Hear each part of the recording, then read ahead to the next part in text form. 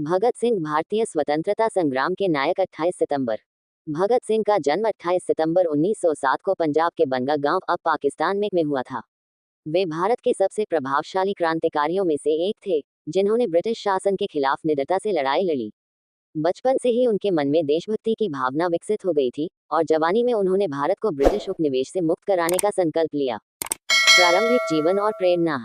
भगत सिंह एक सिख परिवार में पैदा हुए थे और उनका परिवार भारतीय स्वतंत्रता संग्राम से गहराई से जुड़ा हुआ था।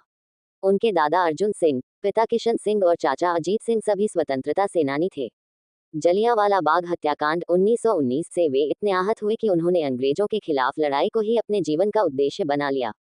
स्वतंत्रता संग्राम में योगदान। भगत सिंह ने क्रांतिकारी संगठनों से जुड़कर ब्रिटिश शासन के खिलाफ सशस्त्र आंदोलन चलाया। वे Hindustan Socialist Republican Association (HSRA) के सदस्य थे। 1928 में लाला लाजपत राय की मृत्यु का बदला लेने के लिए उन्होंने अपने साथियों के साथ मिलकर सैंडर्स की हत्या की। इसके बाद 1929 में उन्होंने दिल्ली असेंबली में बम फेंका, लेकिन उनका उद्देश्य किसी को नुकसान पहुंचाना नहीं था, बल्कि ब्रिटिश सरकार तक अपनी आवाज पहुंचाना था। जेल और मृत्यु।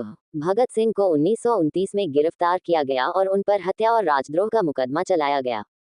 जेल में रहते हुए उन्होंने अपने सिद्धांतों के लिए भूख हड़ताल भी की। 23 मार्च 1931 को उन्हें सुखदेव और राजगुरु के साथ फांसी दी गई। भगत सिंह की शहादत ने उन्हें भारतीय स्वतंत्रता संग्राम का अमर प्रतीक बना दिया। भगत सिंह का प्रभाव। भगत सिंह का साहस और निडरता भारतीय युवाओं के लिए प्रेरणा का स्रोत बना हुआ है।